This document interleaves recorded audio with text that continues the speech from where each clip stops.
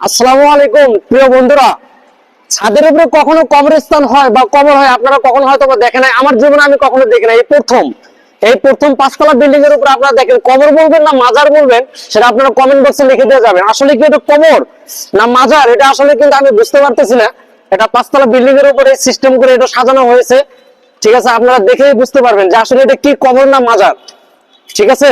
এই এই ভাই কি ভুল বানালে আমরা ভিডিও বানান, এটা তো খবর না। আমি এই বাসা থেকে আমি জানি না।